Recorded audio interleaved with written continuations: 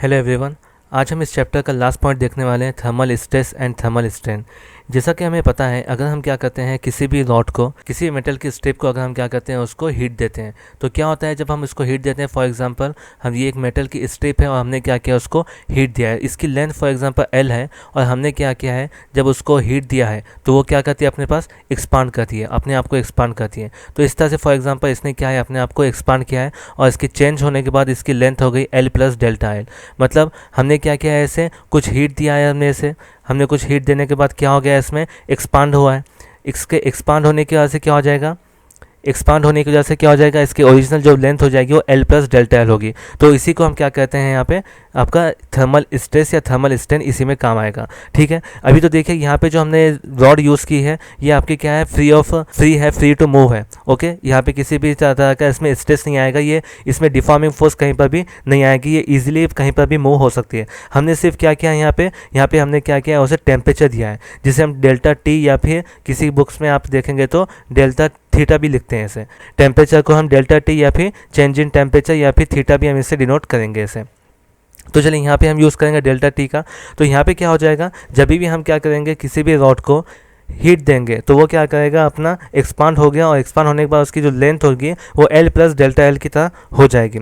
इसी तरह से अगर हमको मालूम करना है कि इसमें कितना चेंज हो रहा है, कितना ज़्यादा इसकी लेंथ में चेंज हो रहा है, तो इसके लिए हमारे पास एक फॉर्मूला है, delta L is equal to L alpha delta T.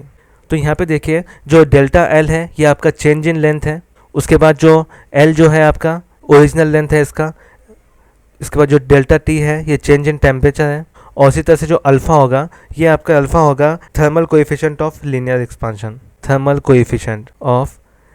Expansion. Okay, तो यहाँ पे इस तरह से हो जाएगा ये सब चीज़ें। तो ये जो फार्मूला है ये हम आगे चल के देखेंगे किस तरह से आएगा। तो सिंपल फार्मूला है कि delta L is equal to L alpha delta T, इस तरह से होता है। इसका मतलब क्या होता है अल्फ़ा का मतलब ये होता है कि आपने किसी भी मेटल को 1 डिग्री सेल्सियस उसको हीट दिए तो उसका 1 मीटर में कितना चेंज आया है। ठीक है, 1 मीटर का एक मेटल का स्ट्रिप है और हमने क्या किया, उसको 1 डिग्री सेल्सियस अगर हमने इसको हीट दिए या फिर 1 डिग्री केल्विन आपने हीट दिए तो उसमें कितना उसकी लेंथ में चेंज जाएगा, वो आपका अल्फ़ा का वैल्यू होगा। अब देखिए अल्फ़ा की वैल्यू हर एक के हिसाब से अलग अलग होती है।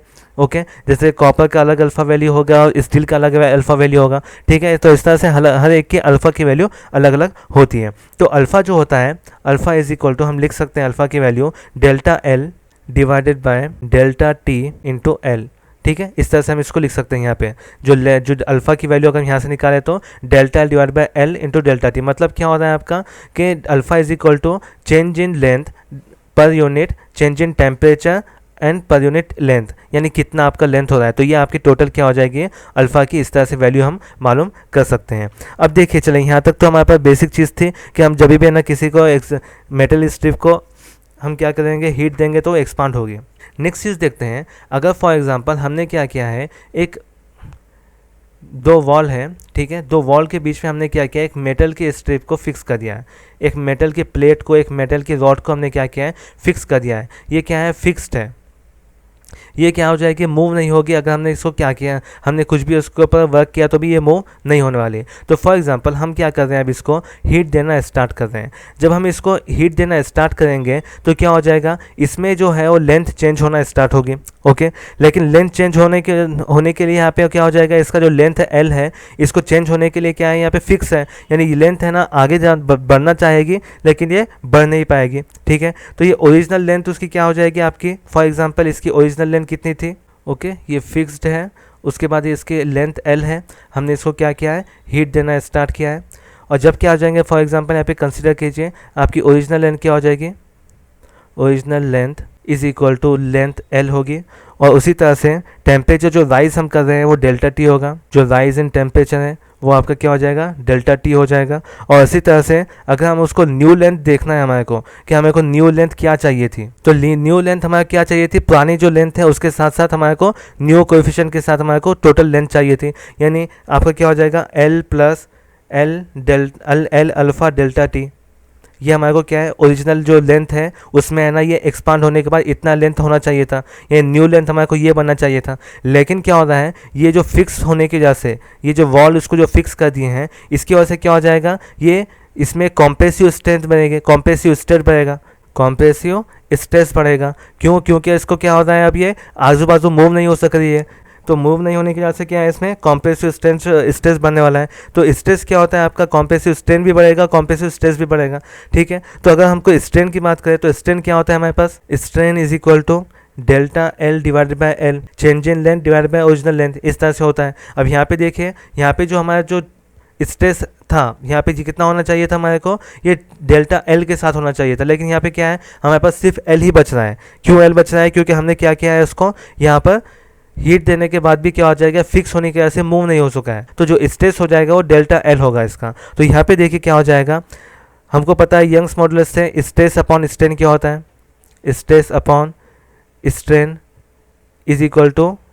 गामा होता है, ये यंग्स मॉडुलस से हमको पता है, ठीक है। तो स्ट्रेस का हम क्या कर सकते हैं, हमें पे अगर हमको स्ट्रेस कितना है मालूम करना है, तो यहाँ पे क्या हो जाएगा, stress is equal to gamma times of strain होगा, और स्ट्रेन की वैल्यू हमको मालूम है कि डेल्टा एल बाय एल है, डेल्टा एल बाय एल है, और ये डेल्टा एल की वैल्यू हम क्या करेंगे, यहाँ पर पुट कर देंगे। यहाँ पर डेल्टा एल की वैल्यू कैसे निकालेंगे, देखिए हमने अभी देखे हैं कि अल्फ़ा की वैल्यू जो थी, alpha is equal to delta L divided by delta T L, और हमारे को डेल्टा एल की वैल्यू मालूम करना है, तो हम क्या करेंगे, डेल्टा एल को रुका देंगे, और यहाँ पे हो जाएगा अल्फ़ा डेल्टा टी एल, इस तरह से हो जाएगा। तो यहाँ पे क्या करेंगे हम, स्ट्रेन का क्या हो जाएगा, gamma, gamma times of strain delta L by L होगा, delta L divide by L, और डेल्टा एल की वैल्यू अगर हम पुट करेंगे तो यहाँ पे क्या आ जाएगा, gamma in bracket L alpha delta T divided by L, okay.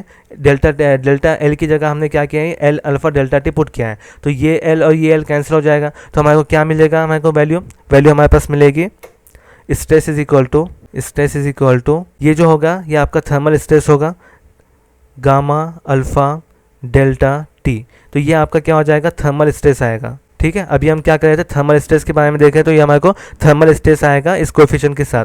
अब देखिए, अब हमारे को क्या पता चला है, यहाँ पे हमारे पास थर्मल स्ट्रेस तो आ चुका है, अब हमको मालूम करना है कि यहाँ पे अगर जो दो फोर्स जो लग रही है, यानी दो वॉल के ऊपर जो फोर्स लग रही है वो कितनी है। तो फोर्स मालूम करने के लिए हम क्या कर सकते हैं, फोर्स का हमारे पास फॉर्मूला पता है, force is equal to stress into area होता है। किस तरह से होगा, stress is equal to F by A होता है, तो एफ बाय ए तो मैंने क्या किया है, एफ को यहाँ पे रुका दिया, स्ट्रेस इंटू एरिया हो गया, और स्ट्रेस की वैल्यू मेरे पास यहाँ पे ये है, यानी फोर्स कितनी हो जाएगी, F is equal to gamma alpha delta T into ए, इस तरह से आपका ये टोटल फोर्स बनेगा, ओके। तो ये आपका क्या हो जाएगा, ये टोटल फोर्स बनेगा, और इस तरह से हम क्या करेंगे, इसको मालूम करेंगे। हमने फर्स्ट क्या किया है यहाँ पर कि पहले हमने क्या किया है, सिंपल अपने फॉर्मूले से क्या किया, अल्फ़ा की वैल्यू मालूम किया, alpha is equal to delta L divided by delta T L हो जाएगा।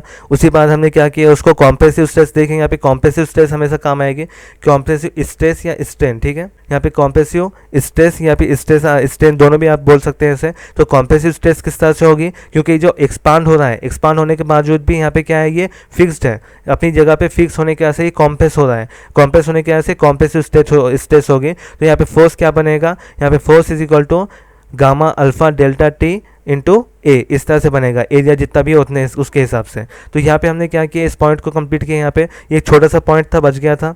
अब इसके बाद जो हमें न्यूमेरिकल सॉल्व करना स्टार्ट करेंगे इस चैप्टर के। यहाँ पे अगर आप देखो अब तक के आपके टेक्स्ट बुक में पढ़ो इस चैप्टर को, अगर अब तक के कुछ समझ में नहीं आया, कोई प्रॉब्लम है उसमें तो पूछो। इसके बाद हम क्या करेंगे, नेक्स्ट लेक्चर से न्यूमेरिकल सॉल्व करना स्टार्ट करने वाले हैं, ओके। तो जो भी डाउट है अभी पूछ लो इसको, छोटे छोटे पॉइंट्स हैं, ये सब हमने क्या किया, अच्छे से कवर किए हैं इसे। कुछ प्रॉब्लम है तो आप मुझे मैसेज कर सकते हैं। इस लेक्चर को यहाँ पे वाइंड अप करते हैं। Thank you.